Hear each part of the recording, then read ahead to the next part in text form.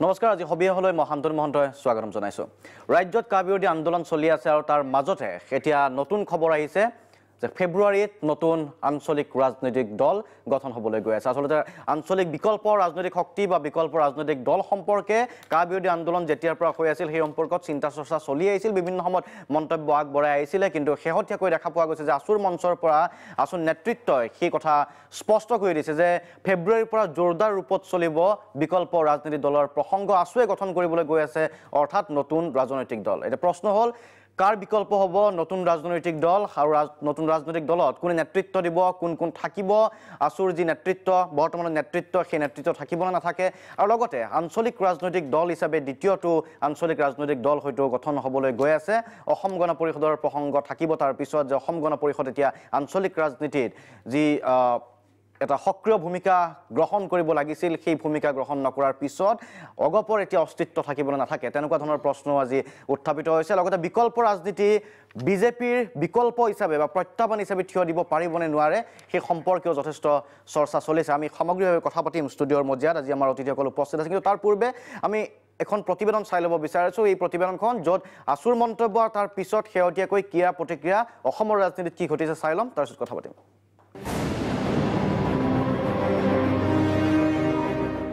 বিকল্প আঞ্চলিক দলৰ পোষকতা আসুৰ সভাপতিৰ ঘোষণাৰ পিছতেই ব্যাপক ৰাজনৈতিক তৎপৰতা বিকল্প ৰাজনৈতিক দলক লৈ ভীতিগ্ৰস্ত কোন কংগ্ৰেছ নে বিজেপি আসুৰ বক্তব্যৰ পিছতে দুই দলৰ মাজত গুণা কথা ফেব্ৰুৱাৰীত গঠন হ'ব নতুন ৰাজনৈতিক দল আসুৰ সভাপতি দীপাংকৰ নাথে বুধবাৰে কৰা এই মন্তব্যই ৰাজনৈতিক মহলত তীব্ৰ প্ৰতিক্ৰিয়াৰ সৃষ্টি কৰিছে দীপাংকৰ নাথৰ মন্তব্যত বৃহস্পতিবাৰে অধিক সাৰ পানী যোগালে আসুৰ নেতৃত্বই ৰাইজৰ চিন্তা আমি ন্যায় দিব লাগিব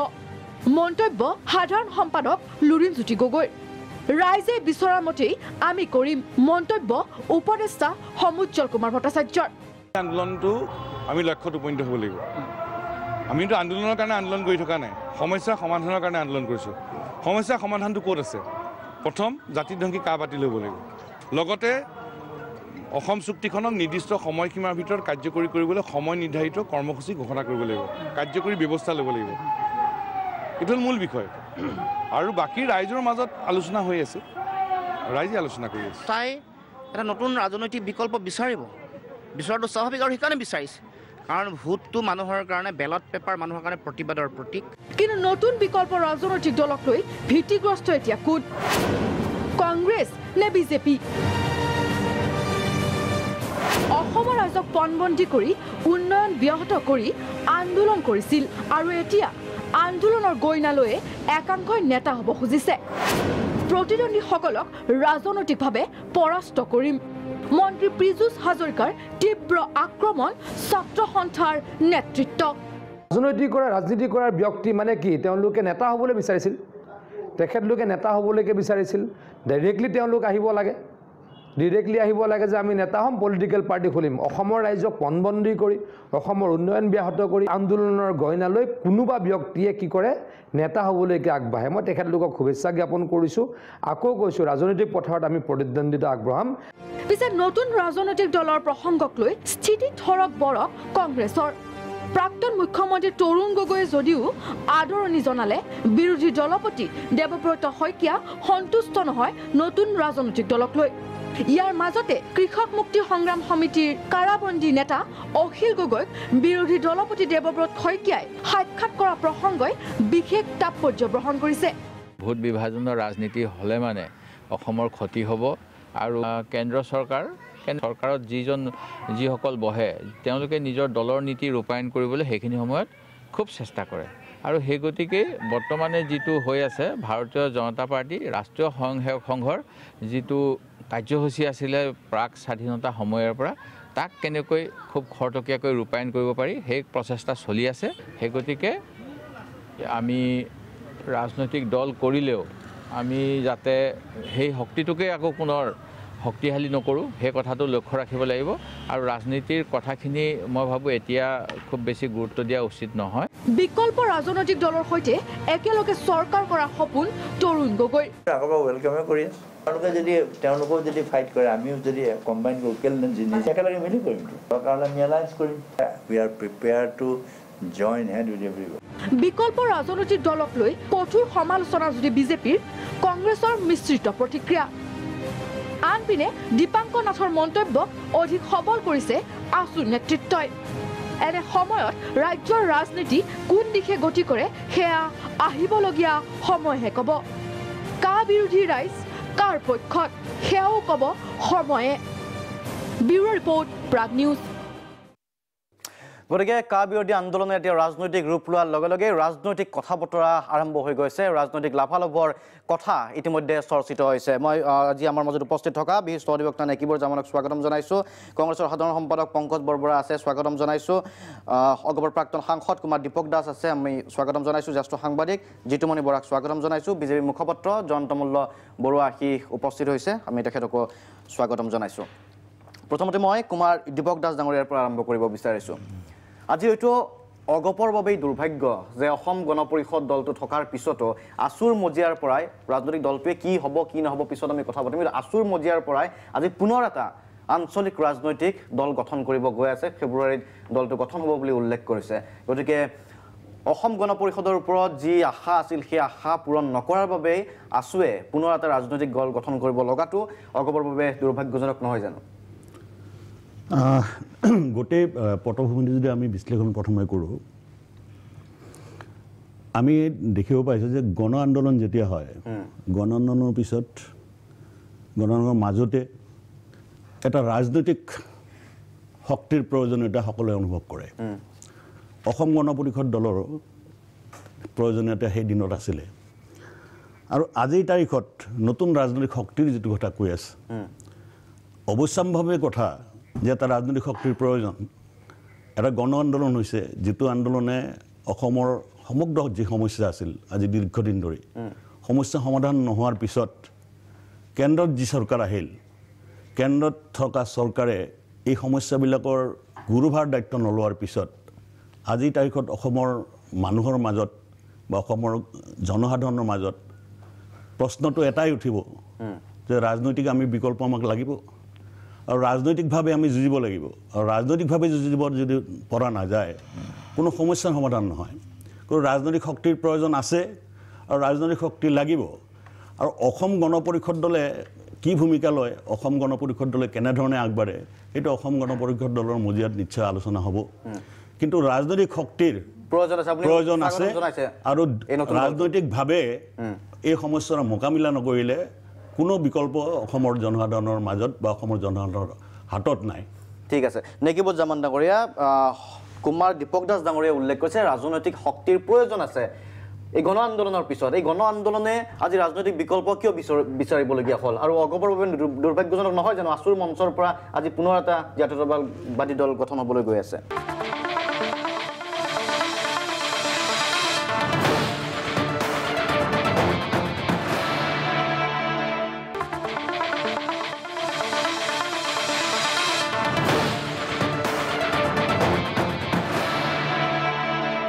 আজি অসম গণ পৰিষদ দলৰ প্ৰতিনিধিয়ে যিখিনি বক্তব্য ৰাখিলে প্ৰকাৰান্তৰে স্বীকাৰ কৰিলে যে অসম গণ পৰিষদ দলটো বৰ্তমান ৰাইজৰ বাবে গ্ৰহণযোগ্য নহয় কাৰণেই আজিৰ এই পৰিস্থিতিটোৰ লগত তেখেতসকলে সহমত প্ৰকাশ নকৰাৰ কাৰণেই আজি তেওঁলোকে এটা নতুন ৰাজনৈতিক দলৰ এটা পৰিস্থিতি সাপেক্ষে আৰু সময়ৰ আহ্বানত এটা নতুন ৰাজনৈতিক দল গঠন হ'বলৈ গৈ আছে বুলি সদৌ অসম ছাত্ৰ সন্থা যুৱ ছাত্ৰ পৰিষদ শিল্পী সমাজৰ লগতে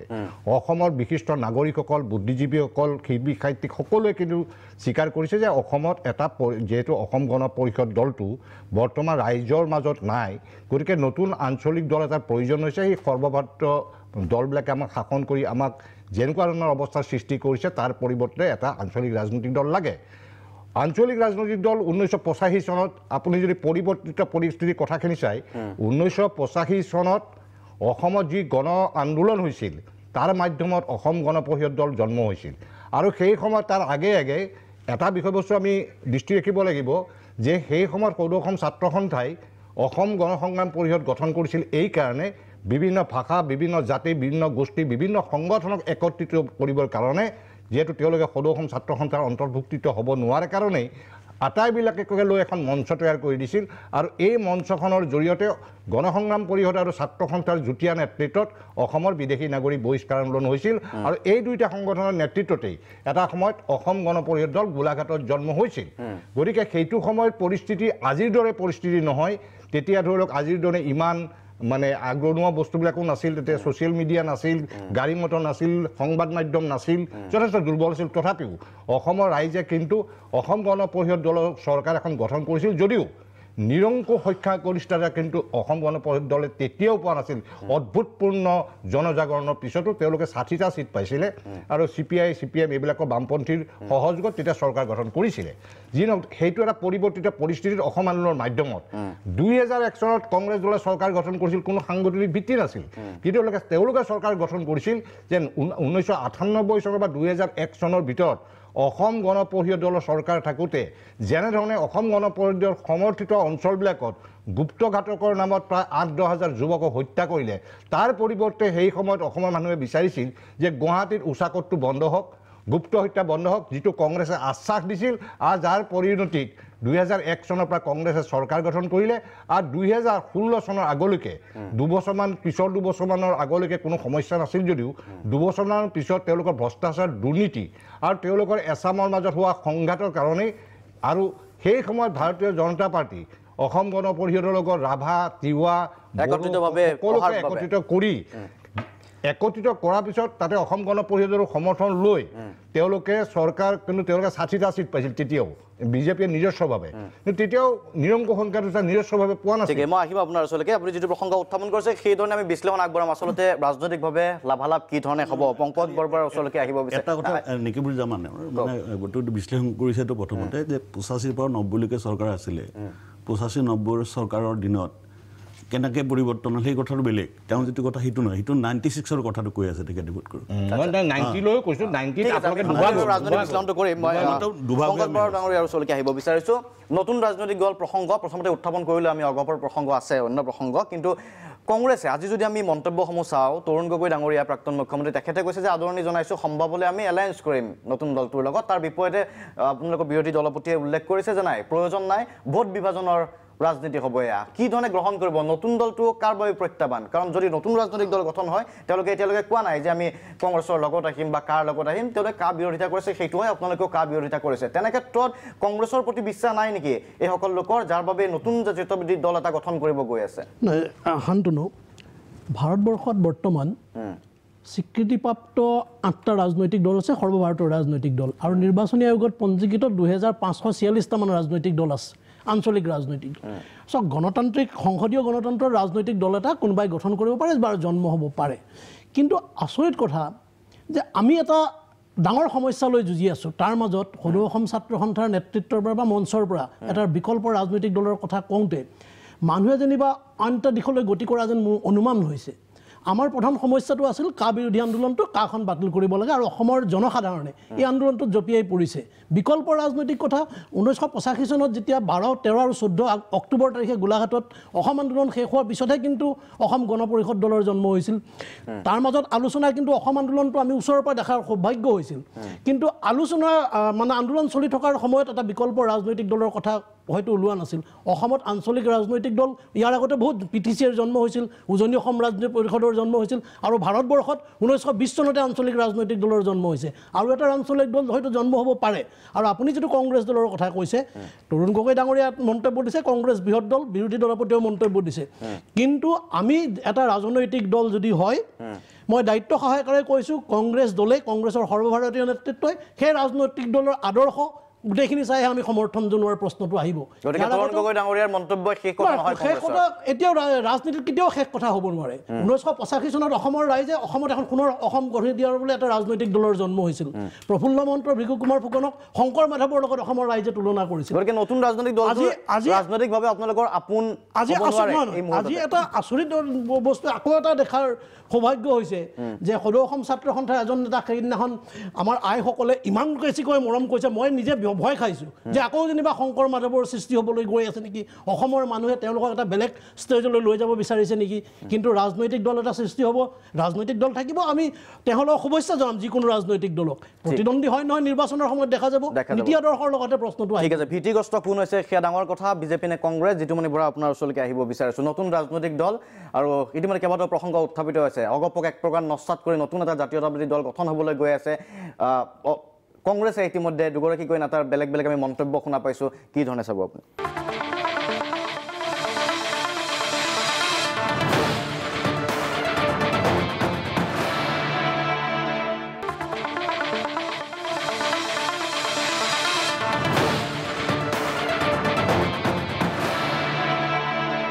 এই মুহূৰ্তত কথাটো এনেকুৱা, অগপৰ ভেটিটো তেখেতে ভালকৈ জানিব, মানে সাংঘাতিক ধৰণে গণবিচ্ছিন্ন হৈ পৰিছে। আৰু উজনি অসমত বিজেপিও প্ৰবল প্ৰত্যাহ্বানৰ সন্মুখীন হৈছে। মানুহ হৈছে, মিটিং হৈছে, এঠাইত বিশ্বনাথ চাৰিআলিত মিটিং হৈছে। মই যিহেতু তেজপুৰৰ পৰা মানুহ গৈছে, ঢেকীয়াজুলিৰ পৰা মানুহ গৈছে, ৰঙাপাৰাৰ পৰা তেনেকৈ বিভিন্ন ঠাইৰ মানুহ গৈছে। ঠিক এইটো বেলেগ কথা। কিন্তু কথা হৈছে কি, নতুন এই মুহূৰ্তত ছাত্ৰ সন্থাৰ প্ৰথম হেৰিটো হ'ব লাগিছিলে আৰু এই মুহূৰ্তত বাতিল নহয়। প্ৰথম কথা যে তেওঁলোকে গেজেট নটিফিকেশ্যন এতিয়া হৈ গ'ল যে অসমক ইয়াৰ আওতাৰ পৰা আঁতৰাব পাৰি নেকি। ILP হ'লেও কিন্তু যিটো মানে এগ্ৰেশ্যন, যিটো আগ্ৰাসন তাৰ পৰা অসম নাবাচে। গতিকে এই মুহূৰ্তত অসমক কিদৰে বচাব পৰা যায় আৰু বিৰোধী যিটো আন্দোলন অসমক কেন্দ্ৰীয় চৰকাৰে হেঁচা দিব পৰাকৈ, সেইটো পৰা যেন লাহেকৈ ফালৰি কাটি গুচি গৈছে। ফালৰি কাটি গৈ পেলাই এটা ৰাজনৈতিক দল গঠন নোহোৱাটো বেলেগ এটা বিষয়, চৰ্চাৰ বিষয়। ৰাজনৈতিক দল এটা গঠন কৰিবলৈ গুচি গৈছে। এওঁলোকে ভাবিছে যে জুবিন গাৰ্গ আহিছে, কোনোবা অভিনেত্ৰী আহিছে, 10,000 মানুহ গোট খাইছে, 10,000 মানুহ ভোট দিলে এখন চৰকাৰ কৰিব নোৱাৰে। গুৱাহাটীত 50,000 মানুহ গোট খোৱা মানে 50,000 মানুহ এটা সমষ্টিত এজন মানুহে পাব লাগিব। একদম বাস্তৱ কথাটো দেই, বাস্তৱটো সেইটো। গতিকে জয়ন্ত মল্লবহঁতে ৰাজনীতি কৰে, ফিল্ডত নেকিবুৰ দাবী কৰিছে, দীপক ডাঙৰীয়ে কৈছে, গম পায় মানে ৰাজনীতি বিধায়ক হোৱা বা সাংসদ হ'বৰ কাৰণে এই 50,000 মানুহ গোট খুৱাই এঠাইত যে লুৰিণজ্যোতি গগৈ, দীপাংকৰ নাথে ইয়াৰ আগতেও দেখিছোঁ যে তেওঁ ৰাজনৈতিক দল কথা। কিন্তু গোটেই বস্তুটো হৈছে কি, দীপাংকৰ নাথ আৰু লুৰিণজ্যোতি গগৈয়ে এই মুহূৰ্তত হ'ব লাগিছিলে কেন্দ্ৰিক কি বহুত মানুহে নাজানেই। মোৰ গাঁওখনতো মানুহ বিৰুদ্ধে ওলাই আহিছে, কিন্তু তাৰ কিছুমানে হয়তো গম পোৱা নাই যে আচলতে কি, ভয়াৱহতা, এজন মানুহে আহক। আজি যদি এখন আইন পাছ হয় যে চৰকাৰৰ বিৰুদ্ধে লিখিলে যিকোনো এজন লোকৰ মৃত্যুদণ্ড হ'ব পাৰে, কোনো লেখা নাই মৃত্যুদণ্ড হোৱা নাই মানে এনেকুৱা নহয় যে আইনখন ভয়াৱহ নহয়। জৰিয়তে যে মানুহ আহিব, জৰিয়তে এজন আহিব নে 5 লাখ আহিব নে কিমানে ডাঙৰ যে ভয়াৱহতা সম্পৰ্কত মানুহক বুজাব এতিয়াও পৰাগৈ নাই। তাৰ সলনি গৈছে নতুন এটা ৰাজনৈতিক দলৰ কথালৈ গুচি গৈছে এওঁলোক। আৰু দ্বিতীয় কথা হৈছে কি, জুবিন গাৰ্গ আহিছে দেখি কিছুমানে চাবলৈ আহিছে, ফাংচন হ'লেও চাবলৈ আহে। কিন্তু জুবিন গাৰ্গে মানুহক এটা আবেদন কৰিলে সমষ্টিয়ে যে 64টা চিট পাব, মই ইয়াৰ পৰা প্ৰত্যাহ্বান জনাইছোঁ, নাপায় 10টা চিট পাই নাপায় এই দলটোৱে। মই কৈছোঁ 10টা চিটটো পাই নাপায়, কথা আছে ৰ'ব আৰু অকণমান কৈ লওঁ মই। তাতো অত্যন্ত দুখদায়ক কথা, গোটেই আন্দোলনটো ডাইভাৰ্ট কৰিবলৈ গৈ আছে। আৰু এই কথাটো হৈছে কি, কাৰ পৃষ্ঠপোষক কোন, বিজেপি। বিজেপি বিৰোধী বোলে ভাল বেয়া, বিজেপি ভাল, এই ধৰণৰ মানসিকতাটো কিন্তু বহুত আন্দোলনকাৰীৰ মাজত আছে। গতিকে তাৰ বিৰুদ্ধে মানুহ সজাগ কৰি পাৰিছে নাই, সেই এটা কথা। এতিয়া অভিনেত্ৰী এগৰাকী আহিছে, অভিনেত্ৰীগৰাকী চিনেমাৰ পৰ্দাত চোৱা, ৰূপালী পৰ্দাত তেওঁ অভিনয় চাই হহা কন্দা মানুহে এটা সমষ্টিত গৈ ভোট নিদিয়ে নহয় আবেদন কৰিলে। ইয়াত টিভিয়ে আপোনালোকে দেখুৱাই আছে বাৰে বাৰে, সেই মানুহগৰাকী আবেদনৰ মানুহে ভোট নিদিয়ে নহয়। জুবিন গাৰ্গ হয়, তেওঁ ফলোৱাৰ আছে কিছু, কিন্তু সেই ফলোৱাৰখিনিয়ে ভোটৰ ৰাইজৰ মাজত সচেতন নাগৰিক কিমান প্ৰভাৱ পেলাব। যিখন ৰাজ্যত ডক্টৰ হীৰেণ গোহাঁইৰ নিচিনা মানুহৰ আবেদনক মানুহে গুৰুত্ব দিয়া নাই, তাত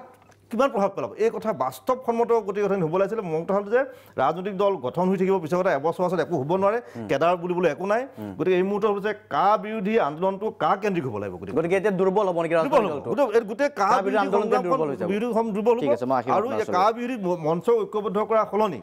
নিজাকৈ এটা মানে দল গঠন কৰি পেলাই মন্ত্ৰী বিধায়কৰ যদি সপোন দিছে, গোটেই কাৰবাৰটো শাসক দলক সহায় কৰিব। জয়ন্ত মল্ল বৰুৱা ডাঙৰীয়া কি ক'ব? নতুন ৰাজনৈতিক দল ইতিমধ্যে হুংকাৰ দিছে আচলতে বিজেপি শাসনৰ পৰা উৎখাত কৰাৰ বাবে, যিহেতু আনিছে বিজেপি শাসনৰ পৰা উৎখাত কৰিবলৈ এটা গণ আন্দোলন চলি আছে, তাৰ মাজতে নতুন ৰাজনৈতিক দল। বিজেপি ভীতিগ্ৰস্ত হ'ব নেকি, প্ৰত্যাহ্বান হ'ব নেকি বিজেপিৰ বাবে? আমিতো প্ৰত্যাহ্বান গ্ৰহণ কৰিবৰ কাৰণে সাজু হৈ আছোঁ। কাৰণ এইটো কথা এইটোৱে যে এই আন্দোলনটোৰ কিছুমান মানুহৰ, মই সকলোৰে কোৱা নাই, কিছুমান মানুহৰ যে অন্তৰ্নিহিত এটা উদ্দেশ্য আছিল, এই ৰাজনৈতিক দলটো গঠন কৰিম বুলি কোৱাৰ লগে লগে ওলাই পৰিছে। কাৰণ আন্দোলনটো অসমৰ জনসাধাৰণে বেলেগভাৱে লৈছিলে কটন কলেজৰ ছাত্ৰ বা অন্য ছাত্ৰসকলে যি ধৰণে আন্দোলনটো ভাবিছিলে এই আন্দোলনটোৰ লগে লগে এছাম মানুহ জড়িত হৈ গ'ল তেওঁলোকে নিজৰ অন্তৰ্নিহিত উদ্দেশ্যসমূহ সফল কৰাৰ কাৰণে ইয়াত সোমাই পৰিলে সোমাই পৰাৰ পিছত এই কথাটো আন্দোলনটো এটা বেলেগ ৰূপ ল'লে অপপ্ৰচাৰ চলিলে বিভিন্ন কথা বিভিন্ন ব্যৱস্থাৰ মাজেৰে গৈ আন্দোলনটোত যেতিয়া গায়কে গৈ গান গালে মানুহে ভাবিলে যে এনেকৈ মানুহ আহিছে গতিকে আমি চাগে আকৌ 85ৰ মানে প্ৰফুল্ল মহন্ত ভৃগু ফুকনৰ দৰে ওলাই যাব পাৰিম তেনেকুৱা ধৰণৰ এটা সপোন দেখিলে আৰু এই সপোনবিলাক বাস্তৱত ৰূপায়িত কৰিবৰ কাৰণে নিজে ৰাজনৈতিক দল খোলাম বুলি কৈ দিলে গতিকে এইটোৰ ভিতৰত অন্তৰ্নিহিত উদ্দেশ্য যাৰ যাৰ আছিল ওলাই পৰিলে কথাটো হ'ল যে কাক আমি সমৰ্থন কৰোঁ কোনোবাই বিৰোধিতা কৰে গণতন্ত্ৰত কোনোবাই সমৰ্থন কৰিব বিৰোধিতাৰ কথাত আমাৰ ক'বলগীয়া নাই আৰু দলগতভাৱে বিজেপি দলে জন্মলগ্নৰ পৰাই এই কথাটোৰ লগত আদৰ্শগতভাৱে এক গতিকে কোনোবা দলে কোনো ৰাইজে মানে এটা অংশই সমৰ্থন নকৰে তেওঁলোকে ৰাইজৰ মাজলৈ লৈ যাওক ৰাইজৰ কথা জনাওক আৰু তাতকৈ ডাঙৰ কথা এখন আইন হৈ যোৱাৰ পিছত আৰু ৰাজপথৰ আন্দোলনৰ কোনো মূল্যও নাই আচলতে মূল্য কাৰণ ক'ব বিচাৰে আপোনালোকে সমৰ্থনত পিছফালে উলিয়াই আছে সমৰ্থনৰ কথাটো হ'ল কি যে এই কথাটো হ'ল কি এতিয়া আইনগত বিষয় এটা উচ্চতম ন্যায়ালয়ে কি ৰায় দিব কি ধৰণে সকলো মানিব লাগিব গতিকে ন্যায়ালয়কে গৈ তাত কিবা কৰক ন্যায়ালয়কতো প্ৰেছাৰ দিয়াৰ আন্দোলন এটা চলিব নোৱাৰে গতিকে এই গোটেই কথাটো তেওঁলোকে জানে যে এই আন্দোলনটোৰ আচলতে কোনো প্ৰয়োজন নাই কোনোখিনি যিখিনি হ'ল অসমৰ মানুহৰ আৱেগ অনুভূতি যোনে বুজিব লাগে বুজিলে তাৰ মুখিমূৰ কৰাৰ কি ব্যৱস্থা হ'ব সেইখিনি কথাও আহিব কিন্তু তাক লৈ কোনোবাই সুবিধা লৈ ৰাজনৈতিক দল কৰিব তেতিয়া তাৰ অন্তৰ্নিহিত উদ্দেশ্যবিলাক ওলাই পৰে এই ধৰণৰ প্ৰত্যাহ্বানখিনি ল'বৰ কাৰণে সাজু আছে বিজেপি অসমৰ ৰাইজক কাঠগড়াত থিয় কৰাই অসমৰ ৰাইজক আলম হিচাপে লৈ আমাক সমালোচনা কৰিব তাতকৈ বেটাৰ কথা হ'ল কি ৰাজনৈতিক দৃষ্টিকোণেৰে আহক আমাৰ লগত আগবাঢ়ি আহিব বিচাৰিছে ৰাজনৈতিক দৃষ্টিভংগীৰে আগবাঢ়ি আহিব বিচাৰে ৰাজনৈতিকভাৱে এইবাৰ যুঁজিব বিচাৰিছে লক্ষণীয় হ'ব কি হয় এটা বাণিজ্যিক বিৰতি উভতি আহিম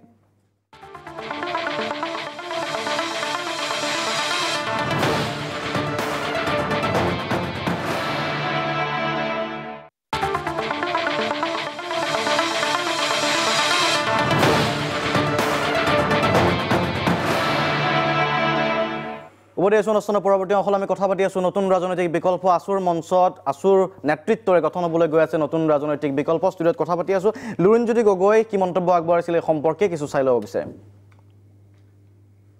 একেবাৰে সাধাৰণ প্ৰশ্ন আজি কাক ভোট দিব কংগ্ৰেছক দিব নোৱাৰে কংগ্ৰেছ বিদেশীৰ ৰক্ষক আৰু এজিপি যদিও এটা জাতীয় চিন্তাৰ মাজত জন্ম হৈছিল এটা আন্দোলন শ্বহীদসকলৰ ত্যাগ তাৰ মাজত এজিপিৰ জন্ম য'ত এই দলটোৰ জন্মলগ্নত শ্বহীদৰ তেজৰ চেকুৰা তেওঁলোকৰ ত্যাগ নিহিত হৈ আছে সেই দলটোৱেও বাৰে বাৰে প্ৰতাৰণা কৰিলে গুপ্তঘাতকৰ সময়ৰ সেই ঘটনা তেওঁলোকে যিবোৰ জাতীয় সমস্যা সমাধান নকৰিলে এতিয়া আকৌ বিজেপি দলৰ লগত চামিল হৈ এই যিটো জাতিধ্বংসী আইনখন অহাৰ ক্ষেত্ৰত তেওঁলোকেও হাত উজান দিছে বা বাট মুকলি কৰি দিছে গতিকে এজিপিৰ ওপৰত কোনো আস্থা নাই আৰু তাৰ লগে লগে বিজেপি দলটোৱে যি প্ৰতিশ্ৰুতি দিছিল যি আশা দিছিল যি চিন্তাৰে ইয়াত দল তেওঁলোকে ৰাজনৈতিক ক্ষমতালৈ আহিলে 16 মে'ৰ পিছৰ বিদেশী যাব লাগিব অসম চুক্তি আখৰে আখৰে পালন কৰিব তাৰ পাছত বিদেশীৰ বোজা কোনো কাৰণতে অসমে গ্ৰহণ কৰিব নালাগে এইবোৰ কথাৰ পাছত যেতিয়া বিদেশীৰ বোজা 2014 চনলৈকে দিবলৈ উদ্যত হ'ল তেতিয়া নিশ্চিতভাৱে জনতাই এটা নতুন ৰাজনৈতিক বিকল্প বিচৰাটো স্বাভাৱিক আৰু সেইকাৰণে বিচাৰিছে কাৰণ ভোটটো মানুহৰ কাৰণে বেলট পেপাৰ মানুহৰ কাৰণে প্ৰতিবাদৰ প্ৰতীক ইয়াৰ লগত আদৰ্শৰ কথা চিন্তা জড়িত হৈ আছে ইয়াৰ লগত জাতিৰ ভৱিষ্যতৰ প্ৰশ্ন জড়িত হৈ আছে ভাষা সংস্কৃতিৰ ভৱিষ্যত যত্ন হৈ জড়িত হৈ আছে যি ৰাজনৈতিক শক্তিসমূহৰ ওচৰত অসমৰ মানুহৰ ভৱিষ্যত সুৰক্ষিত নহয় সেই ৰাজনৈতিক শক্তিসমূহৰ লগত অসমৰ জনতা নাথাকে ৰাইজ নাথাকে গতিকে নতুন বিকল্প শক্তি এটা বিচাৰিছে আৰু কেৱল মাত্ৰ বিকল্পৰ কাৰণে বিকল্প ৰাইজে বিচৰা নাই বিচাৰিছে এটা আদৰ্শগত প্ৰশ্নসমূহৰ সমাধান বিচাৰে নীতিগত আদৰ্শগত এটা দ্বন্দ্ব যিহেতু হৈছে গতিকে আছিলে লুৰিণজ্যোতি গগৈ আছুৰ সাধাৰণ সম্পাদক পোনপটীয়াকৈ পৃষ্ঠপোষকতা কৰিছে নতুন ৰাজনৈতিক দলটোৰ মই পুনৰ নেকিবুজ্জামান ডাঙৰীয়াৰ ওচৰলৈকে আহিব বিচাৰিছোঁ প্ৰশ্ন হ'ল ভোট কাক দিম এতিয়া আছুৰ পৰা যি ধৰণে কৈছে ভোট কাক দিম গতিকে নিজে ৰাজনৈতিক দল এটা আমি গঠন কৰি লোৱাটো ভাল এই মুহূৰ্তত যাতে ৰাইজে কা বিৰোধী ৰাইজে ভোট দিয়ক সেই ৰাজনৈতিক দলটোত আপোনালোকৰ সমৰ্থন আছেনে নাই নাগৰিক সমাজ হিচাপে কা বিৰোধী আন্দোলনত পোনপটীয়াকৈ আপোনালোক জড়িত হৈ আছে গতিকে সেই ৰাজনৈতিক শক্তিৰ লগত আপোনালোক জড়িত হয়নে নহয় আমি প্ৰথমতে গুৰুত্ব দিওঁ যে কা বিৰোধী আন্দোলনটো আৰু জোৰদাৰ হ'ব লাগে আৰু কাখন বাতিল নহ'লে অসমীয়া জাতিৰ ৰাজনৈতিক দল হওক বা নহওক অসমীয়া জাতিটো নিশ্চিন্ন হৈ পৰিব যাৰ কাৰণে পোনপ্ৰথমৰ প্ৰশ্নটো হৈছে যে কাটো আমি বিৰোধিতা কৰি সংগ্ৰাম চলাই নিব লাগিব তাৰ লগে লগে যিহেতু নিৰ্বাচনলৈ আৰু বেছি সময় নাই এটা বছৰ মাজত আছে এইখিনি সময়ৰ ভিতৰত ৰাইজে সিদ্ধান্ত ল'ব পৰা নাই কাৰণ যিটো দলক আটাইতকৈ বেছি বিশ্বাস কৰিছিল জাতি মাতি ভেটিৰ সপোন দেখুৱাইছিল অসম চুক্তি আখৰে আখৰে পালন কৰিম বুলি কৈছিল সেইটো দল আছিল ভাৰতীয় জনতা পাৰ্টি আৰু বিশেষভাৱে সৰ্বানন্দ সোণোৱাল সদৌ অসম ছাত্ৰ সন্থাৰ প্ৰাক্তন সভাপতি হিচাপে অসমৰ মানুহৰ তেওঁৰ প্ৰতি এটা আৱেগ আছিল কাৰণেই তেওঁক বিশ্বাস কৰি অসমৰ মানুহে ভাৰতীয় জনতা পাৰ্টীৰ দলক ক্ষমতাত আনিছিল কিন্তু প্ৰশ্নটো হৈছে আজিৰ দিনত যেতিয়া সৰ্বানন্দ সোণোৱালে হওক ভাৰতীয় জনতা পাৰ্টি বা বৰ্তমান চৰকাৰখনে বা দিল্লীৰ চৰকাৰখনে অসমৰ ওপৰত এই আইনখন জাপি দি যি ধৰণে অসমীয়া জাতি খত বিখত কৰিব বিচাৰিছে ইয়াৰ প্ৰতিবাদত জনগণ ওলাই আহিছে আৰু যিখিনি মানুহ ওলাই আহিছে এই মানুহখিনি কিন্তু বিগত নিৰ্বাচনত 2016ত প্ৰায়খিনি মানুহে আমি বিশ্বাস কৰোঁ যে ভাৰতীয় জনতা পাৰ্টিক কংগ্ৰেছৰ বিৰুদ্ধে এক পৰিৱৰ্তনৰ স্বাৰ্থত ভাৰতীয় জনতা পাৰ্টিক ভোট দিছিল আজি সেইসকল মানুহ ওলাই আহিছে তেওঁলোকৰ প্ৰশ্ন হৈছে যে আমি এইবাৰ ভোট কাক দিম কংগ্ৰেছক নিদিওঁ AGP নাই বিজেপিকটো আৰু প্ৰশ্ন নুঠেই গতিকে আমি কাক ভোট দিম হয় ভোট নিদিয়াকৈ বহু মানুহ ৰৈ যাব আৰু ভোট দিবলগীয়া হ'লে তেওঁলোকক এটা উপযুক্ত স্থান দিব লাগিব প্ৰশ্নটো হৈছে যে আঞ্চলিক দল এনেধৰণে নহয় য'ত আজি ভাৰতবৰ্ষৰ বিভিন্ন ৰাজ্যত দেখিছোঁ যে তাৰে ক্ষুদ্ৰ ক্ষুদ্ৰ আঞ্চলিক দলবিলাকক লগত লৈ বিজেপি উৎখাত কৰিছে কংগ্ৰেছৰ লগত ক'ৰবাত শিৱসেনা কংগ্ৰেছ ক'ৰবাত এনেকুৱা ধৰণৰ কৰিছে গতিকে ইয়াত অসমৰ জনগাঁথনি আৰু বৈচিত্ৰ্যমূলক যে এই জনগাঁথনিৰ ভিতৰত ধৰি লওক ইয়াত 34% সংখ্যালঘু ভোটাৰ আছে 34% সংখ্যালঘু ভোটাৰৰ মাজত কা আন্দোলন কিমান দূৰ আমি সক্ৰিয়ভাৱে তেওঁলোকক আগুৱাই আনিছোঁ সেইটো প্ৰশ্নৰ কথা জড়িত আছে ঠিক তেনেকৈ আজি কাৰ্বি আলঙত তেওঁলোকে কংগ্ৰেছ আহিলে কংগ্ৰেছ বিজেপি আহিলে বিজেপি ডিমা হাছাওত কংগ্ৰেছ আহিলে কংগ্ৰেছ বিজেপি আহিলে বিজেপি এই পৰিস্থিতি সেইবিলাক অঞ্চলত গতিকে ইয়াৰে জনগাঁথনি আমি ৰাভা তিৱা অন্য ৰাজ্যৰ দৰে নিমিলে ইয়াৰে জনগাঁথনি ইমান বেলেগ বৈচিত্ৰ্যময়ী এই আটাইবোৰ জনগাঁথনিক যদি আমি একত্ৰিত কৰিব জনগাঁথনিৰ নেতৃত্বক একত্ৰিত কৰিব নোৱাৰোঁ আৰু তাৰ লগে লগে অসমৰ যিসকল আটাইতকৈ গুৰুত্ব সহকাৰে এই আন্দোলনটোত বৌদ্ধিকভাৱে হওক সামাজিকভাৱে হওক যথেষ্ট গুৰুত্ব আৰোপেৰে তেওঁলোকে আগবঢ়াই লৈ গৈ আছে সেইসকলক যদি একেখন মঞ্চত আমি আনিব নোৱাৰোঁ আৰু কিছু এতিয়া সদৌ অসম ছাত্ৰ সন্থা অসম জাতীয়তাবাদী যুৱ ছাত্ৰ পৰিষদ শিল্পী সমাজৰ লগতে আজি কৃষক মুক্তি আছে আজি এনেকৈ সাংবাদিকসকল আছে বা অন্যান্য ৰাজনৈতিক দল যিসকলে কা বিৰোধিতা কৰে সকলোকে লৈ যদি মঞ্চখন তৈয়াৰ কৰিব নোৱাৰে তে আগন্তুক দিনত যিটো জনগাঁথনি এই জনগাঁথনিয়ে কিন্তু সেই মঞ্চখনটো তৈয়াৰ হোৱা নাই এতিয়া তেতিয়াহ'লে নাই সেই সময় এটা আহ্বান আহিছে মানুহখিনিৰ প্ৰশ্ন আহিছে এটা সদৌ অসম ছাত্ৰ সন্থা শিল্পী সমাজ হৈ থকা নাই আজি উজনি ফেব্ৰুৱাৰীৰ পৰা জোৰদাৰ হ'ব আঞ্চলিকে সিদ্ধান্ত লোৱাৰ কথা গোটেই বিষয়টো আছু কেন্দ্ৰিক এটা ৰাজনৈতিক দল হ'বলৈ গৈ আছে আপুনি যিটো কথা কৈছে এখন মঞ্চ সেই মঞ্চ কেন্দ্ৰিক ৰাজনৈতিক দলটো হ'ব এটা মঞ্চ আছু থাকিব যুৱ ছাত্ৰ পৰিষদ তেওঁলোকৰ উদ্যোগতে হওক কিন্তু এটা সংগঠন এটা মানে সকলোকে লৈ এটা যৌথ মঞ্চ এখন তৈয়াৰ কৰিব লাগিব কাৰণ ইতিমধ্যে ভাৰতীয় জনতা পাৰ্টি কোন থাকিব বিজেপি বিপক্ষত কেৱল বিজেপি থাকিব লাগিব নাই এতিয়া প্ৰশ্নটো হৈছে যে আজিৰ দিনত বিজেপিয়ে যিটো পৰিকল্পিতভাৱে আজি ক'ৰবাত স্বায়ত্ত শাসন ক'ৰবাত অমুক আজিও দেখিছোঁ এটা বিশেষ জনগোষ্ঠীৰ লগত এজন বিজেপিৰ বিধায়ক আৰু এজন বিজেপিৰ নেতাই মিটিং কৰি আছে গতিকে এই জনগোষ্ঠীবিলাকৰ ওপৰত কিমান আস্থা কিমান বিশ্বাস সদৌ অসম ছাত্ৰ সন্থাই ল'ব পাৰিব বা আজি আন্দোলনকাৰী ল'ব পাৰিব সেইটো কিন্তু এটা বৃহৎ প্ৰশ্ন আহিছে গতিকে এই মুহূৰ্তত যদি তেনেকুৱা ধৰণৰ চিন্তাধাৰা কৰে তেখেতসকলে ৰাজনীতি আহিব নাহে বেলেগ কথা কিন্তু তেওঁলোকৰ এটা উদ্যোগ লাগিব সেই উদ্যোগত এই আটাইবোৰ মানুহ যিটো ডক্টৰ নগেন শইকীয়া ছাৰে কৈছিলে এই আটাইবোৰ দল সংগঠনক একত্ৰিত কৰি এটা ধাৰা প্ৰবাহিত কৰিব লাগিব কিন্তু তাৰ লগে লগে কাৰ বিৰুদ্ধে যিটো সংগ্ৰাম চলিছে আজি মাননীয় উচ্চতম ন্যায়ালয়ত আছে উচ্চতম ন্যায়ালয়ত হয়তো বহুত দীঘলীয়া এটা পৰিক্ৰমা হ'ব পাৰে গতিকে আজিৰ দিনত যিহেতু ৰাজনৈতিক স্বাৰ্থ উদ্দেশ্য ৰাখি এই আইনখন বলবৎ কৰা হৈছে গতিকে আজি ৰাজনৈতিকভাৱে গণতান্ত্ৰিকভাৱে অসমৰ জনগণৰ আটাইতকৈ ক্ষতিগ্ৰস্ত যিহেতু হ'ব গতিকে অসমৰ জনগণে আন্দোলনৰ পথ পৰিহাৰ কৰিব নোৱাৰে ঠিক আছে মই আহিম আপোনাৰ ওচৰলৈ কুমাৰ দীপক দাস ডাঙৰীয়া আপোনাৰ ওচৰলৈকে আহিব বিচাৰিছোঁ যিটো প্ৰসংগ নতুন দলৰ প্ৰসংগ আছে এতিয়া অসম গণ পৰিষদৰ সম্পৰ্কে আমি পুনৰ ৰাখিব বিচাৰিছোঁ 21 যেতিয়া ভোট বিচাৰি যোৱা হ'ব কি বুলি যাব কাৰণ বিজেপি এতিয়া বিজেপিৰ লগত আছে বিজেপিয়ে কৈছে যে আমি পোনপটীয়াকৈ কৈছে কা আমি সমৰ্থন কৰিছোঁ কা আমি আনিছোঁ কাই আমাক ক্ষতি নকৰে কি হ'ব পাৰে তেওঁলোকৰ মত স্পষ্ট অগপই এতিয়া বিজেপিৰ লগত আছে অগপই কাৰ বিৰোধিতা কৰিছে ন্যায়ালয়ত দ্বাৰস্থ হৈছে বিজেপি যাব ভোট বিচাৰে যে আমি কাৰ বিৰোধিতা কাক সমৰ্থন জনাইছোঁ অগপই কি বুলি যাব কাৰণ নতুন আঞ্চলিক দলটো যদি হয় আঞ্চলিকত আমি ৰাইজৰ পক্ষত আছোঁ বুলি কৈ কাৰ বিৰোধিতা কৰিছে গণ আন্দোলনৰ পৰা আছে অগপই কি বুলি যাব তেতিয়া মই প্ৰথমে নতুন আঞ্চলিক দলটোকে সমৰ্থন জনাব প্ৰয়োজন বহত ওলাই এই প্ৰশ্নটোৰ উত্তৰ মই প্ৰথমে দি থৈছোঁ যে অসম গণ পৰিষদ দলে কি সিদ্ধান্ত ল'ব যদি অসম গণ পৰিষদ দলে এনেধৰণৰ শক্তিৰ লগত মানে একাত্মতা বোধ নকৰে কি সিদ্ধান্ত ল'ব অসম গণ পৰিষদে নিজে তেওঁলোকৰ মঞ্চত সিদ্ধান্ত ল'ব কিন্তু কথা হৈছে কি যে ৰাজনৈতিক বিকল্প ৰাজনৈতিক এটা বিকল্পৰ প্ৰয়োজন এই প্ৰয়োজনটো ৰাজনৈতিক শক্তি কিয় লগা হৈছে আৰু ৰাজনৈতিক শক্তি অকল অসমত ৰাজনৈতিক শক্তি আমি স্থাপন কৰি আমাৰ এই সমস্যা সমাধান কৰিম নে নাই কৰিব পাৰিম নে নাই সেইটো কিন্তু ডাঙৰ প্ৰশ্ন আজি কা বিৰোধী আন্দোলন অকল অসমত হোৱা নাই নহয় গোটেই ভাৰতবৰ্ষত হৈছে আৰু মই সেই পৰিপ্ৰেক্ষিতত কৈছোঁ যে এটা ৰাজনৈতিক শক্তিৰ প্ৰয়োজন হৈছে ৰাজনৈতিক ৰাজনৈতিক শক্তিৰ এটা প্ৰয়োজন হৈছে আৰু ৰাজনৈতিক শক্তিটো অকল অসমমুখী ৰাজনৈতিক শক্তি যদি আমি ভাবি আছোঁ তেতিয়াহ'লে আমি পৰিৱৰ্তন আনিব নোৱাৰোঁ কাৰণ অসম গণ পৰিষদ কৰি আমি যুঁজিলোঁ বেছি সময় নালাগিল মানে আঞ্চলিক দলসমূহৰ নেকিবুজ্জামানে ক্ষমতা নাই বুলি ভাবে আপুনি নেকিবুজ্জামানে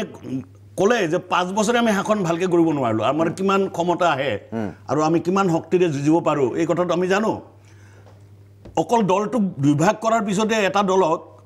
নিক্ষেপ কৰাৰ এটা ৰাস্তা তৈয়াৰ কৰিব পাৰি আঞ্চলিক দলৰ নিচিনা ৰাজনীতি তেনেকুৱা হ'লে আঞ্চলিক ৰাজনীতিৰ প্ৰয়োজনে নাথাকিব মই তাকে কৈ আছোঁ অসমত আপোনাৰ মই কৈ আছোঁ ভাৰতবৰ্ষৰ অন্য লগত অসমৰ তুলনা এইকাৰণে কৰিব বৰ্তমান পৰিস্থিতি অসমৰ এখন চুক্তি আছে সেই চুক্তিখন প্ৰত্যাখ্যাত হোৱাৰ কাৰণে অসমৰ মানুহ বেছি জাগৰিত হৈছে মই কৈ আছোঁ আৰু সেইবাবে বিকল্প ভোট আচলতে কাক দিম সেই প্ৰশ্নটো আহিছে মই কৈছোঁ যে কা বিৰোধী আন্দোলন অকল অসমত হোৱা নাই ভাৰতবৰ্ষৰ চবতে হৈছে কম বেছি অসমত হোৱাৰ কাৰণটো নেকিবে ক'লে যে এইটো অসম চুক্তি থকাৰ কাৰণে হৈছে আজি অসমত এই যে সমস্যা দীৰ্ঘদিনীয়া যি সমস্যা মৌলিক সমস্যা এই সমস্যা সমাধানৰ ৰাস্তা অকল অসমৰ চৰকাৰখনৰ ওপৰত নিহিত হৈ থাকিব নেকি আৰু আমি কৰিব পাৰিম জানো আৰু মই বাৰে বাৰে কৈছোঁ যে ৰাজনৈতিক শক্তিৰ প্ৰয়োজন আছে ডাঙৰ প্ৰসংগ এটা উত্থাপন কৰিছে এটা আঞ্চলিক ৰাজনৈতিক দলৰ নেতা হিচাপে আপুনি ৰাজনৈতিক বিকল্পটো আঞ্চলিক ৰাজনীতি আনিব পাৰে নে নোৱাৰে আমি আগবাঢ়িব বিচাৰোঁ ঠিক আছে ধন্যবাদ আমি যুঁজিব নোৱাৰোঁ নাই মই আহিম আপোনাৰ ওচৰতে ডাঙৰ প্ৰসংগ আপুনি আঞ্চলিক ৰাজনীতি কৰিছে আঞ্চলিক ৰাজনীতিত থাকি যদি আচলতে আঞ্চলিক ৰাজনীতিয়ে আমাৰ সমস্যা সমাধান কৰিব নোৱাৰে তেনে ক্ষেত্ৰত আঞ্চলিক ৰাজনীতিৰ প্ৰয়োজনীয়তা সম্পৰ্কে প্ৰশ্ন আহি পৰিব বাণিজ্যিক বিৰতি মই পুনৰ উভতি আহিম ঠিক আছে মই খালি আৰু এইটো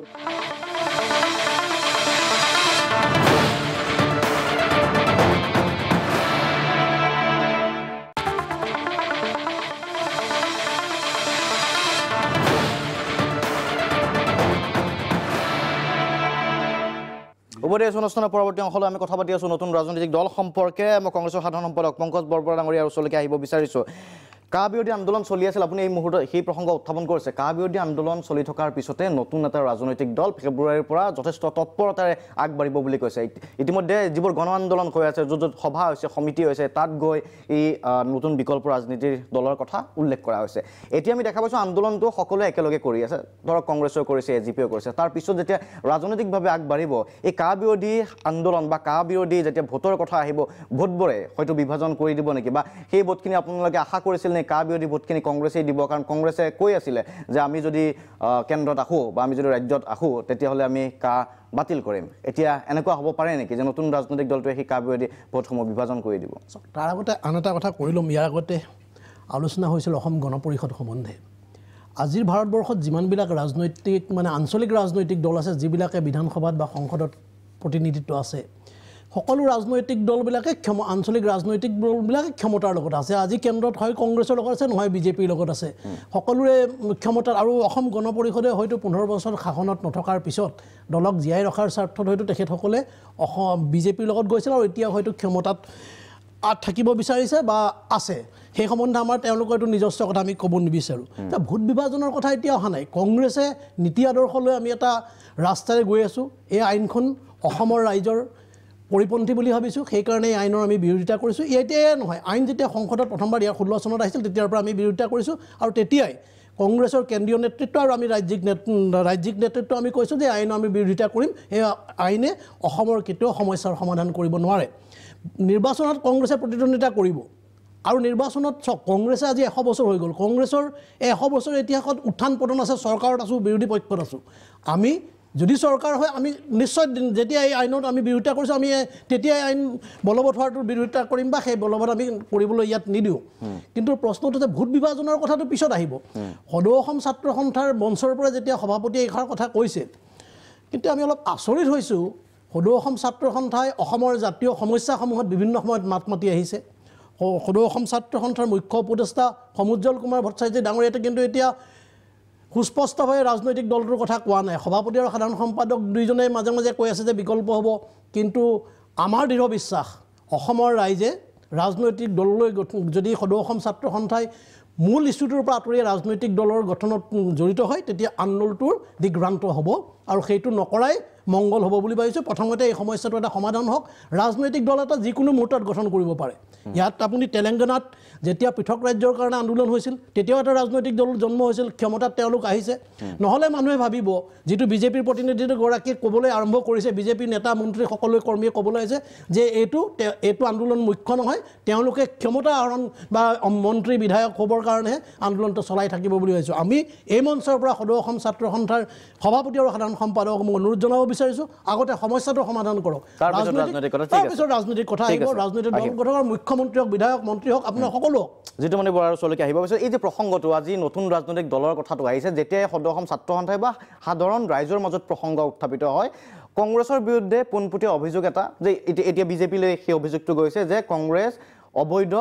বাংলাদেশী মুছলমানৰ ৰক্ষক এতিয়া বিজেপিয়ে অবৈধ হিন্দু বাংলাদেশী ৰক্ষণাবেক্ষণ দিব বিচাৰিছে সেইবাবে এই দুইটা দলৰ প্ৰতি এতিয়া আস্থা নাই বুলি কৈ এটা নতুন ৰাজনৈতিক বিকল্পৰ কথা উল্লেখ কৰিছে যদিও ৰাজনৈতিকভাৱে সফল হয় নহয় বেলেগ কথা কিন্তু ৰাজনৈতিকভাৱে মই ৰাইজে কোৱা অভিযোগৰ কথা নহয় মই আহিম যিটো মানে এইটো পোনপটীয়া অভিযোগ বহুতে কয় প্ৰতিনিধি কুমাৰ দীপক ডাঙৰীয়া এটা কথা কৈছিলে যে আঞ্চলিক শক্তি থাকোঁতে তেওঁলোকৰ কেন্দ্ৰীয় চৰকাৰে কাম কৰাৰ ক্ষেত্ৰত হেৰি কৰিছিলে এতিয়া কথাটো কিমান দূৰ সঁচা মিছা এটা আমি তাৰ পৰা এটা প্ৰমাণ চাওঁ যে দিল্লীত থকা অৰবিন্দ কেজৰিৱাল চৰকাৰ সাংঘাতিক ধৰণে ব্যতিব্যস্ত কৰিছে কেন্দ্ৰীয় চৰকাৰখনে বিভিন্ন ধৰণে তেওঁলোকক আনকি জলবায়ু চুক্তিত আন্তৰ্জাতিক চুক্তিলৈ নিমন্ত্ৰণ জনোৱা সত্ত্বেও কেজৰিৱালক যাবৰ কাৰণে কেন্দ্ৰীয় চৰকাৰে অনুমতি নিদিলে এই পৰ্যায়লৈকে গৈছে তেওঁ ঘৰ ৰেড মাৰিলে প্ৰসংগটো আহিব দেই ৰেড মাৰিলে 3খন মাফলা পালে তেওঁ নিজেই কৈছে ৰেড মৰা সেই গোটেই খৰচটো নোলালগৈ গতিকে বিভিন্ন ধৰণে মুখ্যমন্ত্ৰীৰ ঘৰত ৰেড মাৰিছে বিভিন্ন ধৰণে ব্যতিব্যস্ত কৰিছে তাৰপিছতো কিন্তু আজিৰ তাৰিখত কেজৰিৱাল চৰকাৰ টিকি আছে আৰু জিলিকিছে হয়তো 2024ত ভাৰতবৰ্ষৰ প্ৰধানমন্ত্ৰী হিচাপে তৃতীয় মৰ্চাই কেজৰিৱালক বিচাৰি আছে আজিৰ তাৰিখত মানে ৰাষ্ট্ৰীয় যিবোৰ সংবাদ মাধ্যম যিবোৰ নিৰপেক্ষ তাত চৰ্চা হৈছে গতিকে নিজৰ শক্তি সামৰ্থ্য সততা দক্ষতা ৰাজ্যৰ প্ৰতি কমিটমেণ্ট প্ৰথম কথা তাত কোনো দিগদাৰ কৰিব নোৱাৰে কিন্তু অগপৰ ক্ষেত্ৰত সেইটো নাছিল কাৰণে কেন্দ্ৰীয় চৰকাৰে বিভিন্ন ধৰণে হেঁচা দিছিলে প্ৰথম কথা দ্বিতীয় কথাটো হ'ল যে নতুন আঞ্চলিক দল এটা গঠন কৰিবলৈ যোৱাৰ আগতে এতিয়া বিজেপিয়ে খুব ভাল পাইছে কথাটোত ভাল পোৱা কথাটো হ'ল যে তেওঁলোক এক্সপ'জ হ'ব আজি চাওক কাৰ্বি আংলং যিটো নেকিবাই গ'লে কাৰ্বি আংলং ডিমা হাছাওত এই আন্দোলনৰ প্ৰভাৱ কিমান সকলোৱে জানে বিটিৰিত এই আন্দোলনৰ প্ৰভাৱ সকলোৱে জানে আটাইতকৈ সৌ সিদিনালৈকে অসমৰ জাতীয় জীৱনৰ বিভিন্ন সমস্যাত ৰণোজ পেগু ডাঙৰীয়াই যিধৰণে অংশ লৈছিলে তেওঁক এজন জনজাতীয় হিচাপে নহয় তেওঁক এজন অসমীয়া মূল সুঁতি আমাৰ মানুহে গোটেইবিলাকে তেওঁক এজন নেতা হিচাপে হেৰি বিচাৰিছিলে তেওঁ পাইছিলে কিন্তু এই আন্দোলনটোত তেওঁ অত্যন্ত নিষ্প্ৰভ ভূমিকা লৈছে ভুৱন পেগু কটনৰ GSOৰ পৰা আৰম্ভ কৰি বিভিন্ন সময়ত যিধৰণে সৰব হৈ আছিলে বিভিন্ন চৰকাৰৰ দুৰ্নীতিৰ পৰা আদি কৰি সেই নেতা আজি নীৰৱ গতিকে আপুনি চাওক ধেমাজি লখিমপুৰ বিভিন্ন সমষ্টিত য'ত গণশক্তিৰ প্ৰভাৱ আছে এই তেওঁলোক এই আন্দোলনত প্ৰত্যক্ষভাৱে জড়িত হোৱা নাই তিৱা ঐক্যমঞ্চ ইয়াত নাই মুঠতে জনজাতীয় গোটেই যিখিনি আমি ভূতিৰঞ্জীয়া ভূমিপুত্ৰ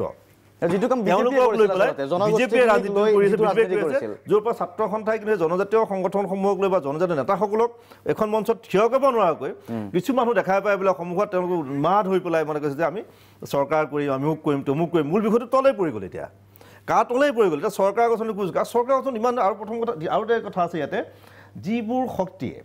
আঞ্চলিক ৰাজনৈতিক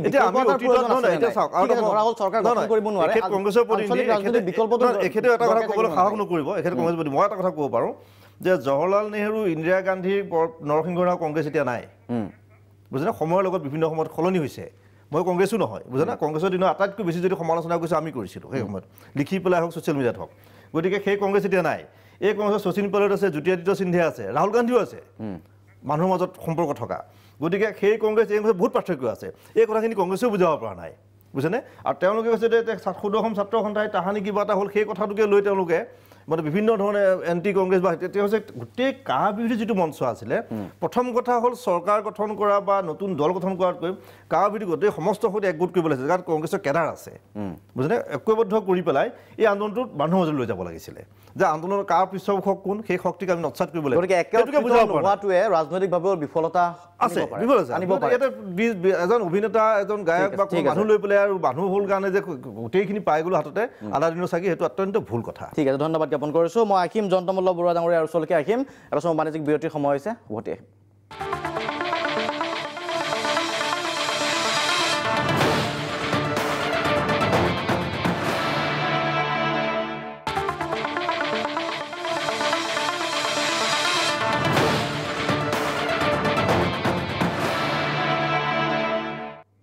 এই অনুষ্ঠানৰ পৰৱৰ্তী অংশলৈ মই বিজেপি মুখপাত্ৰ জয়ন্তমল্ল বৰুৱা ডাঙৰীয়াৰ ওচৰলৈকে আহিব বিচাৰিছোঁ নতুন ৰাজনৈতিক চিন্তাধাৰা নতুন ৰাজনৈতিক দল আৰু প্ৰত্যাহ্বান সন্মুখত বিজেপিৰ বাবে একত্ৰিতভাৱে যদি থিয় দিয়ে কা বিৰোধী আন্দোলন চলি আছে গণ আন্দোলন এটা চলি আছে কিন্তু আপুনি কি ধাৰণা কৰে আপুনি কি জনাব বিচাৰিব ব্যক্তিগতভাৱে যে এই নতুন আঞ্চলিক ৰাজনৈতিক দলটো যিটো কথা জিতুমণি বৰা ডাঙৰীয়াই কৈছে যে একত্ৰিত নোহোৱাৰ কাৰণে হয়তো 10খন আসনৰ কথা কৈছে 10খন আসনো নাপাব পাৰে বা পাব পাৰে যথেষ্টভাৱে কি ক'ব কি জনাব বিচাৰিব নতুন ৰাজনৈতিক দল কিমান দূৰ প্ৰত্যাহ্বান আসনৰ কথা যদি কয় আপুনি চাওক আসনৰ কথাটো ক'ব নাযাওঁ এই গোটেই ৰাজনৈতিক দলৰ পৃষ্ঠপোষকতাইতো কংগ্ৰেছ আৰু UDFৰ এইটো আপুনি মানে দেখকৈ ওলাই পৰা কথা কাৰণ এইমাত্ৰ আমাৰ পংকজ বৰবৰা ডাঙৰীয়াই দলটোৰ মানে নালাগে যেনেকৈ কৈছে কিন্তু অন্তৰ্নিহিত কথাটো হ'ল যে কংগ্ৰেছৰ বা তৰুণ গগৈ ডাঙৰীয়াৰ কথাত বা তেওঁলোকৰ নেতাসকলৰ কথাত ওলাই পৰে কংগ্ৰেছ আৰু UDFে এটা বস্তুৱে বিচাৰে যে আজিৰ তাৰিখত বিজেপি দলৰ লগত অসমৰ খিলঞ্জীয়া যিসকল জনগোষ্ঠী আছে সেই জনগোষ্ঠীসমূহৰ প্ৰতিটো দলে আছে BPFৰ পৰা ৰাভা বড়ো তিৱা গণশক্তি চব আমাৰ লগত আছে গতিকে আমাৰ লগত থকাৰ পিছত অসমীয়া যিখিনি আমি মেইন ষ্ট্ৰীমৰ অসমীয়া বুলি কওঁ আহোম কলিতা বামুণ এই যিখিনি মানুহ এই মানুহখিনিৰ ভোটটো কেনেকৈ বিভাজন কৰিব পাৰে আৰু বিভাজন কৰিলে কংগ্ৰেছ দলে শাসনত আহিব পাৰে তাৰ এটা পৰিকল্পনা কংগ্ৰেছ দলে পৃষ্ঠপোষকতা ভিতৰেৰে কৰিছে এইটো কংগ্ৰেছ আৰু UDFৰ পৃষ্ঠপোষকতা যেনে ৰাজনৈতিক প্ৰতিদ্বন্দ্বী কংগ্ৰেছ নতুন বিকল্প দল নহয় বিজেপি কোনোদিন নতুন বিকল্প প্ৰতিদ্বন্দ্বিতাৰ কথা নাই আৰু কংগ্ৰেছ দলৰ স্থিতিটো এনেকুৱা আজি জিতুমণি বৰা ডাঙৰীয়াই কৈছে যে কংগ্ৰেছ দলে কা বিৰোধীক একগোট কৰিব লাগিছিল কেনেকৈ একগোট কৰিব তেওঁলোকে সদনৰ মজিয়াত কাখনৰতো কোনো তেনেকুৱা এমেণ্ডমেণ্ট দিয়া নাই কাখনত তেওঁলোকে কৈছে যে এইকেইটা 6টা ধৰ্মৰ লগত মুছলমানখিনি সোমাই দিয়ক তেওঁলোকৰ দুজন সাংসদে মানে এমেণ্ডমেণ্ট দিছে কল সেইটো তেওঁলোকেতো কেতিয়াও কোৱা নাই যে এই মানুহখিনিক আনিব নালাগে তেওঁলোকে কৈছে যে মুছলমান মানুহখিনিক সোমাই দিলে তেওঁলোক সন্তুষ্ট কিন্তু এই মানুহখিনিক যে বৰাকত এটা কাৰ বেলেগ কথা ক'ব মৌতলি তাৰ বেলেগ কথা ক'ব এই মানুহখিনিক অসমৰ মানে কেনেকৈ বিশ্বাসত ল'ব তেওঁলোকে আমাৰ কথা হ'ল কি আমি বিজেপি দল প্ৰথম দিনাখনৰ স্পষ্ট স্থিতিত আছোঁ আৰু এটা স্থিতি মানুহে ভাল পায় সাধাৰণ মানে স্থিতিটো ভাল পায় দুমুখীয়া স্থিতি ভাল নাপায় এটা কংগ্ৰেছ দলে এটা দুমুখীয়া স্থিতিলৈ ভাবিছে যে কাৰ আন্দোলন চলিছে তাতে অকণমান মূৰ সোমাই দিওঁ নতুন আঞ্চলিক দল কৰিব গৈছে তাতে অকণমান মূৰ সোমাই দি আমি আমাৰ বেনিফিটটো লওঁ কাৰণ কংগ্ৰেছ দলে এটা সময়ত আলি আৰু কুলিৰ ৰাজনীতি কৰিয়ে চলি আছিলে অসমীয়া মানুহক গুৰুত্বই দিয়া নাছিল এতিয়া আকৌ শ্ৰমিক বন্ধুসকল তেওঁলোকৰ লগত নাই গতিকে তেওঁলোকে ভাবিছে যে UDFৰ লগত লগ লাগি আলিখিনি ধৰি ৰাখিব আৰু এই নতুন ৰাজনৈতিক দলৰ লগত থাকি আমাৰ যিখিনি মানুহক আৱেগেৰে টানি লৈ গ'ল যুক্তিৰে নগৈ আৱেগেৰে টানি লৈ গ'ল যোনে কাৰ বিপক্ষত ভোট দিব সেইখিনি মানুহক লৈ চৰকাৰ গঠন কৰিব নে অলিত কল্পনা দেখিছে এইটোতো আৰু ব্যক্তিগত মানে এইটোতো আৰু ৰাজনৈতিকভাৱে সম্ভৱ নহয় আৰু আমি বিজেপি দলেতো প্ৰত্যাহ্বান ল'বৰ কাৰণে ৰেডি হৈ আছোঁ পংকজ বৰুৱা ডাঙৰীয়া ওচৰলৈকে আহিব গুৰুতৰ অভিযোগ উত্থাপন কৰিছে সংসদত আচলতে আপোনালোকৰ প্ৰতিনিধিয়ে ইয়াতে যিটো কথা কৈছে সংসদত বেলেগ কথা কৈছে সেই কথাটো কিন্তু ইয়াতেই নহয় মেলে মিটিঙে এতিয়া বিজেপিয়ে কোৱা আৰম্ভ কৰিছে সদনৰ মজিয়াত বিজেপিয়ে ক'ব যে আৰু এটা ৰাজনৈতিক দল হিচাপে আমি কা বিৰোধী আন্দোলনটোত আমি থাকিব লাগিবই আৰু ৰাজনৈতিক দল হিচাপে আমি যেতিয়া 16 চনৰ নিৰ্বাচন হ'ল এই জনজাতিসকলক চাহ মজদুৰসকলক তেখেতসকলেও কংগ্ৰেছৰ পৰা আঁতৰাই দিবলৈ চেষ্টা কৰিছে আৰু গণতন্ত্ৰত বিশ্বাসী সংসদীয় ৰাজনীতিত বিশ্বাসী এটা ৰাজনৈতিক দল হিচাপে আমি সেইটো ঘূৰাই অনাৰ চেষ্টা কৰিম তাত লাজ লগা নাই আৰু ভাৰতীয় জনতা পাৰ্টীৰ প্ৰতিনিধিসকলে তেখেতসকলে কংগ্ৰেছৰ লগত সদায় UDFৰ ভোটে তেওঁলোকক খেদি ফুৰে ইয়াত এই ৰাজনৈতিক দল আমি কৈছোঁ যে কা আন্দোলনটো প্ৰথমতে এটা মীমাংসা হ'ব লাগে তাৰপিছত ৰাজনৈতিক দল আমি ভিতৰেদি কৰাৰ নাই আমি ভিতৰেদি এটা কৰিম বাহিৰেদি এটা কৰিম তেনেকুৱা কথা নাই কংগ্ৰেছে প্ৰথমৰ পৰাই কৈছে এই আন্দোলনটোক আমি সমৰ্থন কৰিছোঁ অংশগ্ৰহণ কৰিছোঁ আৰু 16 চনতো কৰিছিলোঁ সংসদৰ ভিতৰৰ বাহিৰে ইয়াত ভাগ ভয় সংসদত কি ক'লোঁ সংসদৰ বাহিৰত কি ক'লোঁ এতিয়া এইবিলাক কথা কৈ লাভ নাই সংসদত যিহেতু আইনখন বৰ্ধিত হৈছে আমি ন্যায়ালয়ত আৰু ৰাজপথত দুইটাতে আন্দোলন কংগ্ৰেছ আছে আৰু কংগ্ৰেছ অসমৰ ৰাইজৰ লগত থাকিব এমেণ্ডমেণ্ট দিছিলে নাই সেইটো বৈদ্যুৎ বৰ্ডলৈ এমেণ্ডমেণ্টৰ দিলোৱে যেনিবা সেই এমেণ্ডমেণ্টটো পাছ হ'ল কিন্তু আমাৰ বক্তব্য যিখিনি আছে স্পষ্ট বক্তব্য সেই কথা কিন্তু বিজেপিয়ে কৈ আছে কৈ থাকিব তেওঁলোকে কিন্তু এই কথাটো কৈ আছে কৈ থাকিব কাৰণ অসম তাত দিয়া হৈছে মানে কথাটো এনেকুৱা কিন্তু আপুনি কথাটো কোৱা নাই কংগ্ৰেছ ৱৰ্কিং কমিটিয়ে কাৰ বিৰোধ কৰিছে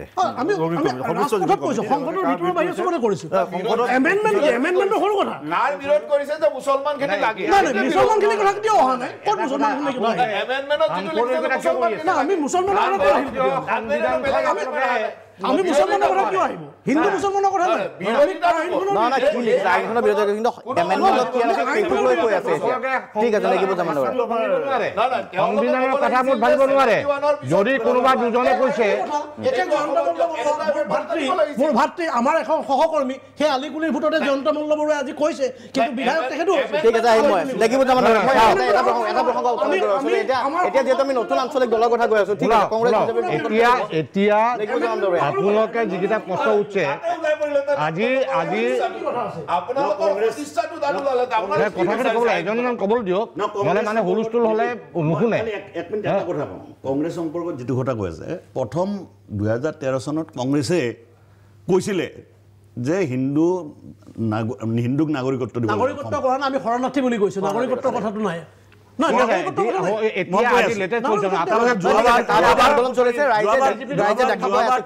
ইলেকশ্যন খেলৰ যিখন মেনিফেষ্টো আনিছিলে তাত যিখন কাৰ তেওঁলোকে পৰিকল্পনা দিছিলে যিখন কাৰ পৰিকল্পনা এইখনতকৈ সৰ্বনাশী আছিলে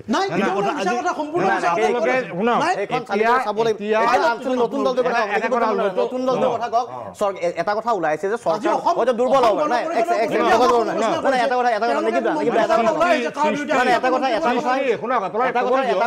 আজি যে কথাটো বিতৰ্কলৈ আনিছে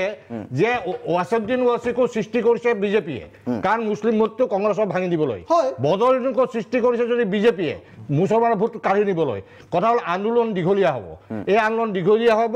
আৰু এতিয়া যিটো মাননীয় উচ্চতম ন্যায়ালয়ত আছে উচ্চতম ন্যায়ালয়ৰ মুখ্য ন্যায়াধীশে কৈছে যে যেতিয়ালৈকে শান্ত পৰিৱেশ নাহে তেতিয়ালৈকে নলওঁ বুলিও ক'বলৈ বিচাৰিছে তাৰপিছত এইটো এফিডেভিট দিবলৈ বহুত দীঘলীয়া হ'ব সেই মুহূৰ্তত নিৰ্বাচনটো আহিব এই নিৰ্বাচন আহিলে আমি যিটো সময়ত কেৰালা বিধানসভাই ইয়াৰ তীব্ৰ বিৰোধিতা কৰি সিদ্ধান্ত লৈছে সুপ্ৰিম কোৰ্টত গৈছে এখন গভৰ্ণমেণ্ট যেনেকৈ নীতিশ কুমাৰে বিৰোধিতা কৰিছে বেংগলৰ বিৰোধিতা হৈছে বহু ৰাজ্যৰ বিৰোধিতা কৰিছে কিন্তু অসমৰ বিধানসভাত বিৰোধিতা বাদেই অসমৰ বৰ্তমান চৰকাৰখনে কিন্তু আজি কাৰ সপক্ষে লৈছে গতিকে আজিৰ দিনত এটা আমি কাৰ ওচৰলৈ যাম আমি এই মুহূৰ্তত কাৰ ওচৰলৈ যাম ভাৰতীয় জনতা পাৰ্টিক যিসকল মানুহৰ আৱেগ জড়িত আছে যাক জাতি মাতি ভেটিৰ নামত ভোট দিছিল তেওঁলোকক আমি নিবিচাৰোঁ কংগ্ৰেছ ইতিমধ্যে উৎখাত হৈছে আৰু আঞ্চলিক দল নাই আজি যদি এজিপিটোৰ এই ধৰণৰ চৰিত্ৰ নাথাকিলেহেঁতেন নিশ্চয় আমি সকলো দলে বলে মানুহ আহিলেহেঁতেন প্ৰয়োজন আছে কিন্তু এই প্ৰয়োজন এই মুহূৰ্তত এনেকেই নহয় প্ৰয়োজন আছে কা আন্দোলনটো চলিব আৰু যদি কাৰণ সময় বহু কম আছে কাৰণ এটা সময়ৰ ভিতৰত এটা দল হ'ব নোৱাৰে গতিকে যদি ৰাজনৈতিক দলৰ কথাটো আহে এই ৰাজনৈতিক দলত কিন্তু সকলোকে লগত ল'ব লাগিব কাৰণ এই বৈচিত্ৰ্যময়ী অসমত ইয়াত বিভিন্ন জাতি জনগোষ্ঠীয়ে ইতিমধ্যে কোৱা হৈছে এই সকলোবিলাকক লৈ ধৰ্মীয় সংখ্যালঘু তেওঁলোকৰ হাতত 48টা চিট আছে মনত ৰাখিব ধৰ্মীয় সংখ্যালঘুকে লৈ বড়ো আপোনাৰ ভাষিক সংখ্যালঘুক লৈ বৰাক বেলিক লৈ এইবিলাক অঞ্চলতো আমাৰ কাবৰ প্ৰভাৱ তেনেকৈ পৰা নাই গতিকে এই অঞ্চলবিলাকৰ প্ৰতিনিধিক লৈ এটা বিজ্ঞ ব্যক্তিসকলে আলোচনা কৰি নতুন চিন্তাধাৰা কৰা ধন্যবাদ জ্ঞাপন কৰিছোঁ কি ধৰণৰ ৰাজনৈতিক চৰিত্ৰ হ'ব আচলতে সেই নতুন ৰাজনৈতিক দলটোৰ সেয়া লক্ষণে হ'ব কাৰণ তাত জাতীয়তাবাদী তাত চৰিত্ৰ থাকিব লক্ষণ থাকিব বা কি ধৰণৰ ৰাজনৈতিক চৰিত্ৰ তাৰ ওপৰত ৰাইজে লক্ষ্য নিশ্চয়কৈ ৰাখিব ফেব্ৰুৱাৰী বুলি কৈছে আমি আছু নেতৃত্বৰ সৈতে পৰৱৰ্তী সময়ত বিতংকৈ জানিবলৈ চেষ্টা কৰিম আচলতে পৰিকল্পনা কি ৰাজনৈতিক চৰিত্ৰ কি হ'ব বিকল্প ৰাজনৈতিক দলত আটাইকে ধন্যবাদ জ্ঞাপন কৰিছোঁ ইয়াৰ লগে লগে আজি সবিয়াহৰ পৰা শান্তনু মহন্তই বিদায় লৈছোঁ ধন্যবাদ